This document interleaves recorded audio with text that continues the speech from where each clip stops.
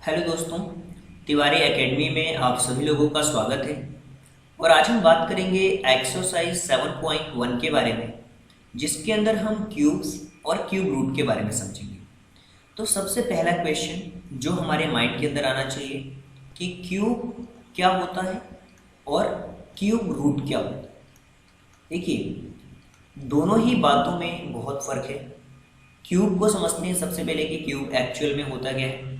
Cube का मतलब होता है, जैसे मान लीजिए कि मैं आपसे पूछूं कि अच्छा ये बताइए कि 4 का क्यूब क्या होगा। तो इसका मतलब ये हुआ कि 4 का 3 टाइम्स मल्टीप्लिकेशन हो रहा है, यानी कि इसका आंसर आ जाएगा 4 4 जा 16 और 16 4 जा 64। अगर हमसे कोई पूछता है कि 4 का क्यूब क्या होगा तो हम कह सकते हैं कि 4 का क्यूब 64 होगा। लेकिन वहीं अगर हमसे कोई पूछता है कि जैसे मान लीजिए कि 216 का क्यूब रूट क्या होगा, 216 का क्यूब रूट क्या होगा, तो इसके लिए इसके फैक्टर्स फाइंड आउट करने होते हैं हमें। देखिए, सबसे पहले हम 2 से करते हैं, तो 2 1 जा 2 होता है और ये 0 8 हो जाएगा। फिर इसी तरीके से फिर हम 2 से करते हैं, ये देखिए 2 5 जा 10 होगा और 2 4 जा 8 होगा। इसी तरीके से फिर हम करते हैं 2 से, तो ये नंबर हमारा हो जाएगा 2 2 जा 4 और यहाँ पे हो जाएगा 7। इसी तरीके से हम करते हैं 3 से, तो 3 9 जा 27 हो जाएगा। फिर इसी तरीके से अगर हम और आगे बढ़ें तो आप देख सकते हैं यहाँ पे सबसे पहले फिर 3 से होगा, तो ये 3 3 जा 9 होगा। फिर ये 3 से होगा तो ये 1 होगा। यानी कि अगर पेयर की बात करें तो 2 इंटू 2 इंटू 2 होगा। फिर अगर दूसरे पेयर की बात करें 3 इंटू 3 इंटू 3 होगा। यानी कि यहाँ पे हमें 3 3 के पेयर्स बनने चाहिए। और अगर स्क्वायर रूट की बात होती है तो वहाँ पे हम 2 2 के पेयर बनाते थे, और यहाँ पे हम क्यूब रूट के अंदर 3 3 के पेयर्स बनाते हैं। तो 2 इंटू 3 यानी कि 6। तो हम कह सकते हैं कि 216 का जो क्यूब रूट होगा वो 6 होगा। दो बातें आपको बहुत ही क्लियर समझ आई होंगी, क्यूब और क्यूब रूट होता क्या है। अब हम बात करेंगे क्वेश्चन नंबर फर्स्ट के बारे में, और हमें इसमें बताना है कि कौन सा ऐसा नंबर है जो परफेक्ट क्यूब नहीं है। देखिए, परफेक्ट क्यूब कैसे हमें पता चलेगा कि नहीं है। सबसे पहले इनका हमें फैक्टर फाइंड आउट करना होगा। जैसे हमने फाइंड आउट किया है 216 का, तो ये हम कह सकते हैं कि ये परफेक्ट क्यूब है। इसको हम क्या कह सकते हैं, ये हमारा परफेक्ट क्यूब है। ये हमारा परफेक्ट क्यूब है। क्वेश्चन नंबर फर्स्ट देखिए, सबसे पहले हमें क्या करना होता है परफेक्ट क्यूब फाइंड आउट करने के लिए, इसका फैक्टर फाइंड आउट करना होता है। और जैसे ही हम फैक्टर फाइंड आउट करते हैं और पेयर हमारे कंप्लीट हो जाते हैं, तो हम कह सकते हैं कि ये जो नंबर है ये एक परफेक्ट क्यूब है। अब हम बात करते हैं 128 की। 128 का भी हमें फैक्टर फाइंड आउट करना होगा। देखिए, 128 का फैक्टर कैसे फाइंड आउट करेंगे। 128 का अगर आपको फैक्टर फाइंड आउट करना है, सबसे पहले 2 से करेंगे, 2 6 जा 12, 2 4 जा 8। फिर इसी तरीके से हम करेंगे 2 से, 2 3 जा 6 और 2 2 जा 4। फिर इसी तरीके से हम 2 से करेंगे तो ये 16 आ जाएगा। और फिर अगर हम 2 से करते हैं तो ये 8 हो जाएगा। फिर हम 2 से अगर करते हैं तो ये 4 होगा। फिर हम 2 से करते हैं तो ये हमारा 2 होगा। फिर अगर हम 2 से करते हैं तो ये हमारा 1 होगा। अब यहाँ पे जैसे ही 128 हमारे पास दिया हुआ है, अब देखिए यहाँ पे कितने 2 आ रहे हैं। ये हो रहा है 2 इंटू 2 इंटू 2, एक पेयर हमारा कंप्लीट हुआ। और फिर उसके बाद 1 2 3 4 पेयर दिए होंगे। देखिए 1 2 3 एंड 4, ये पेयर तो कंप्लीट हुआ, बट ये पेयर हमारा बिल्कुल भी कंप्लीट नहीं हो पाया। तो हम कह सकते हैं कि जो दूसरा वाला है, हम कह सकते हैं 128 is not perfect cube, is not perfect cube. ये हमारा परफेक्ट क्यूब बिल्कुल भी नहीं है। अब हम बात करते हैं क्वेश्चन नंबर थर्ड के बारे में, जिसमें दिया हुआ है 1000। 1000 का भी हमें देखना होगा कि क्या ये 3 3 के पेयर्स बन पा रहे हैं क्या फैक्टर निकालने के बाद। तो 1000 को सबसे पहले हम 1000 को फैक्टर फाइंड आउट करेंगे। 2 से सबसे पहले हमने किया तो ये 5 से 500 हो गया। फिर हम 2 से करेंगे, ये 250 हो जाएगा। फिर इसी तरीके से हम करेंगे इसको 2 से, तो ये 125 हो जाएगा। अब 2 से तो जाने वाला है नहीं, हम 5 से करेंगे तो ये 25 टाइम्स में जाएगा। फिर हम 5 से करते हैं तो ये 5 बार में, और फिर ये 5 से करते हैं तो 1। यानी कि इसके जो फैक्टर आएंगे 2 इंटू 2 इंटू 2, फिर 5 इंटू 5 इंटू 5। यानी कि आप देख पा रहे हैं 2 इंटू 5 इट मीन्स 10। ये एक परफेक्ट क्यूब है। हम कह सकते हैं कि ये हमारा परफेक्ट क्यूब है, it is a perfect cube. इसी तरीके से क्वेश्चन नंबर 4 को भी देख लेते हैं। कि कैसे हमें सॉल्व करना है। क्वेश्चन नंबर 4 के अंदर हमें दिया हुआ है 100। देखिए 100 का भी हम फैक्टर फाइंड आउट कर लेते हैं। सबसे पहले 2 से करेंगे तो यहाँ पर होगा 50, फिर अगर आप 2 से करते हैं तो ये हो जाएगा 25, और फिर अगर आप 5 से करते हैं तो 5, और फिर आप 5 से करते हैं तो 1। अगर आप देखें इसको ध्यान से तो बिल्कुल भी 3 के पेयर नहीं बन पा रहे हैं। 3 के अगर पेयर बनते तो हम कह सकते थे कि ये परफेक्ट क्यूब है। तो हम कह सकते हैं कि 100 is not a perfect cube, not a perfect cube, ये हमारा परफेक्ट क्यूब नहीं है। तो ये हमारा क्वेश्चन नंबर 4 था। अब हम बात कर लेते हैं क्वेश्चन नंबर 5 के बारे में और देखते हैं कि क्या सच में इसका जो फर्स्ट का जो 5th क्वेश्चन है वो परफेक्ट क्यूब है भी या नहीं है। देखिए इस क्वेश्चन को सॉल्व करने के लिए हमें देखना होगा कि क्वेश्चन में दिया क्या है। हमें दिया हुआ है 4 6 6 5 6, हमें दिया हुआ है 4 6 6 5 6। सबसे पहले तो फैक्टर फाइंड आउट करेंगे। देखिए 2 से जब हम करते हैं तो 2 2 जा 4 हो जाएगा, फिर हो जाएगा 3, फिर 3, फिर 2 और 8। फिर हम 2 से करते हैं तो 2 से जब हम करेंगे तो यहाँ पे हो जाएगा 1 1 6 6 4। फिर हम 2 से कर लेते हैं तो इस बार हमारे पास हो जाएगा 5, ये हो जाएगा 8 और 3 और 2। फिर हम 2 से करते हैं तो ये हो जाएगा 2 9 1 6। फिर अगर हम 2 से करें तो 2 9 1 6 में अगर 2 को डिवाइड करते हैं तो 1 4 5 और 8 आ जाएगा यहाँ। फिर 2 से करेंगे 2 7 जा 14, 2 2 जा 4, 2 9 जा 7 29 हो गया। फिर अगर करते हैं 3 से अब हमें करना होगा 2 43 हो जाएगा। फिर अगर हम 3 से करते हैं तो 81 हो जाएगा, और फिर अगर 3 से करते हैं तो ये 27 होगा, और 27 को फिर से अगर 3 से करते हैं तो ये होगा हमारा 9, और फिर अगर 3 से करते हैं तो 3, फिर अगर हम 3 से करते हैं तो 1। अब हमें देखना होगा कि कितने 2 के पेयर्स बन रहे हैं, कितने 3 के पेयर्स बन रहे हैं। हमारे पास नंबर दिया हुआ है 4 6 6 5 6। अब देखिए यहाँ पे क्या हो रहा है। 2 कितनी बार दिया हुआ है 1 2 3 4 5 6, 6 टाइम्स 2 दिया हुआ है। 2 into 2 into 2 into 2 into 2 into 2, 3 times दिया हुआ है कि 3 3 के पेयर बनाएंगे। ये हमारा 2 के पेयर्स कंप्लीट हो चुके हैं। 3 के देखते हैं 1 2 3 4 5 6, 3 टाइम्स 3 भी दिया हुआ है। 3 इंटू 3, इसका भी पेयर कंप्लीट हो गया। 3 इंटू 3 इंटू 3, इसके भी पेयर कंप्लीट हो गया। यानी कि 2 इंटू 2 इंटू 3 इंटू 3, यानी कि 4 इंटू 9, यानी कि 36। ये जो नंबर है ना वो 36 का क्यूब है, या इस नंबर का क्यूब रूट 36 से हम कह सकते हैं ये परफेक्ट क्यूब है। हम कह सकते हैं कि ये परफेक्ट क्यूब है। अब इसी तरीके से हमें बात करना होगा क्वेश्चन नंबर 2 के बारे में। देखना है कि कैसे किसी के क्वेश्चन नंबर 2 को कैसे सॉल्व कर सकते हैं। क्वेश्चन नंबर 2 के अंदर अगर बात किया जाए तो वो कौन सा छोटे से छोटा नंबर है जिसको मल्टीप्लाई कर देंगे तो वो परफेक्ट क्यूब बन जाएगा। सबसे पहले तो इसके फैक्टर फाइंड आउट करने होंगे, उसके बाद ही हम बता पाएंगे कि कौन से नंबर की कमी पड़ रही है जिसको मल्टीप्लाई करने के बाद परफेक्ट क्यूब बन जाए। तो सबसे पहले अगर फैक्टर फाइंड आउट करते हैं तो 2 से नहीं होगा, 3 से डायरेक्टली करते हैं। तो 8 3 8 24, 3 1 3। फिर अगर हम 3 से करते हैं तो ये हो जाएगा 27। फिर अगर हम 3 से करते हैं तो ये हो जाएगा 9, और फिर अगर हम 3 से करते हैं अगर ये 3 हो जाएगा। फिर अगर 3 से करते हैं तो ये 1 होगा। अब यहाँ पे ध्यान से देखिए आप 243 दिया हुआ है। अगर इसके पेयर्स देखें हम 3 इंटू 3 पेयर कंप्लीट हो गया।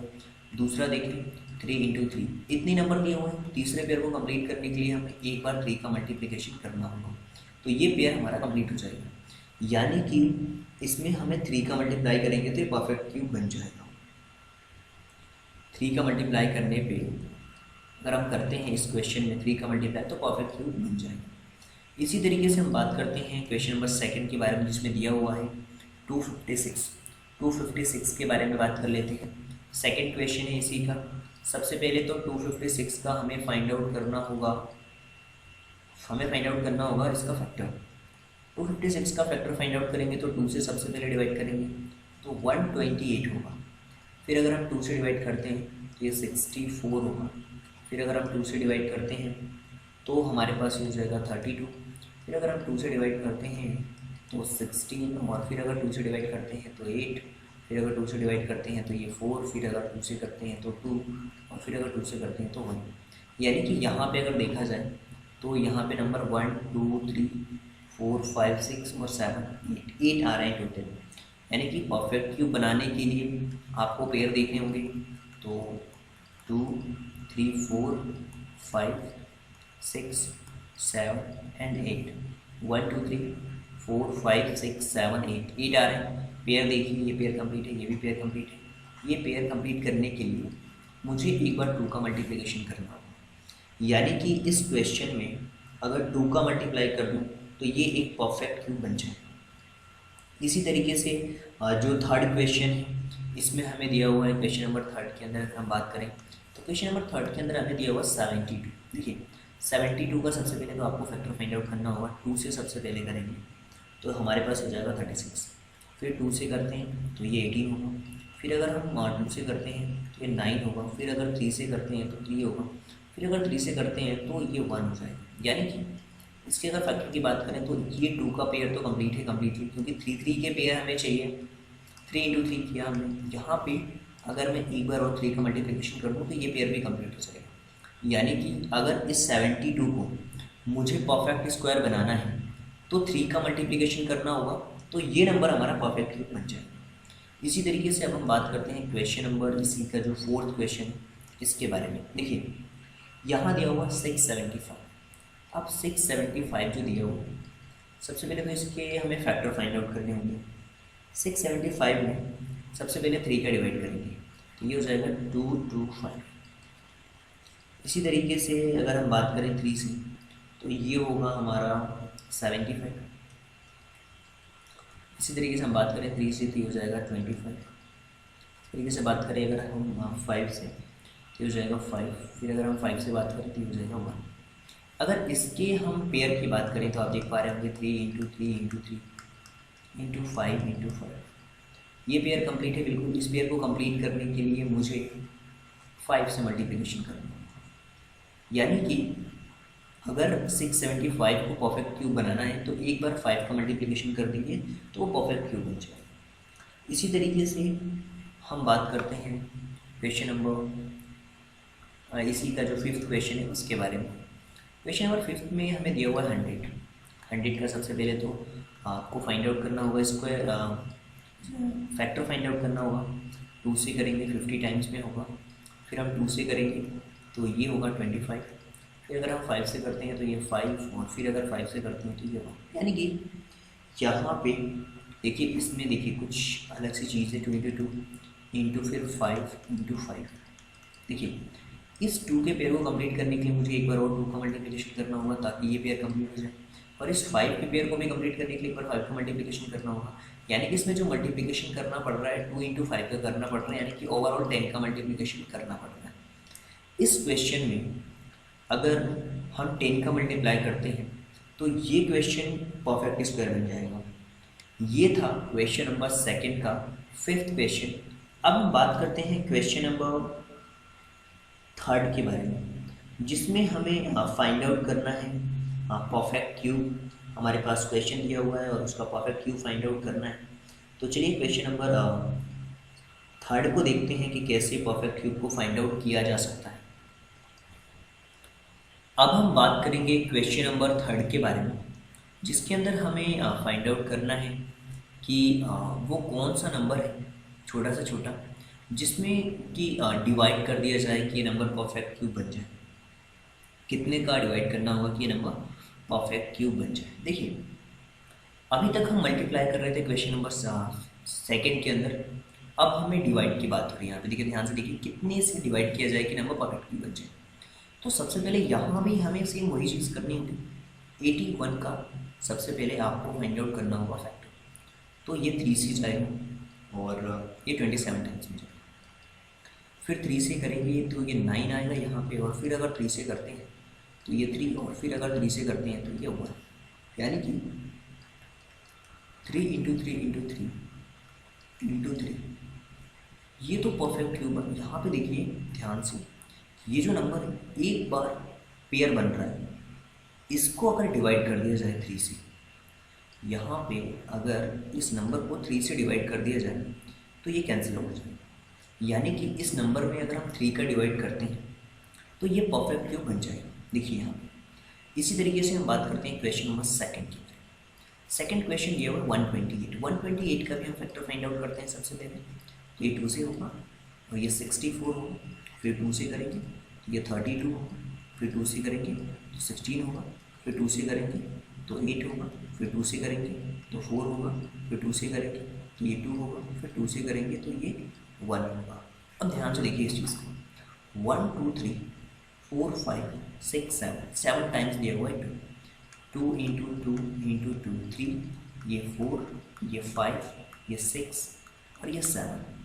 समझिए इस चीज़ को, ये पेयर कंप्लीट हो गया, ये भी पेयर कंप्लीट हो गया। ये एक्स्ट्रा पेयर है, यानी कि इसमें अगर मैं 2 का डिवाइड कर दूँ, ध्यान से समझिए, अगर मैं इसमें 2 का डिवाइड कर दूँ तो क्या होगा, ये कैंसिल आउट हो जाएगा। यानी कि इसमें 2 का डिवाइड करने पे ये परफेक्ट क्यूब बन जाएगा। इसी तरीके से अब हम बात करेंगे इसके थर्ड क्वेश्चन के बारे में। और थर्ड क्वेश्चन के अंदर हमें दिया हुआ है 135। क्या दिया हुआ है, 135 दिया हुआ है। तो 135 को सबसे पहले तो फैक्टर फाइंड आउट करेंगे हम 135 का। और ध्यान से समझना इस चीज़ को कि अगर हमने यहाँ पे 135 को 3 से किया है तो 3 4 से 12, 3 5 से 15, फिर अगर हम 3 से करेंगे तो ये 15 है, फिर अगर 3 से हम करते हैं तो ये 5 है जाएगा, 3 5 से 15, अगर फिर 5 से करते हैं तो ये 1 होगा। यानी कि इसका जो फैक्टर आ रहा है 3 इंटू 3 इंटू 3 इंटू 5 आ रहा है। एक पेयर तो कंप्लीट हो रहा है, 5 एक्स्ट्रा जा रहा है। यानी कि इसमें अगर मैं 5 का डिवाइड कर दूँ तो ये नंबर कैंसिल आउट हो जाएगा और ये परफेक्ट क्यूब बन जाएगा।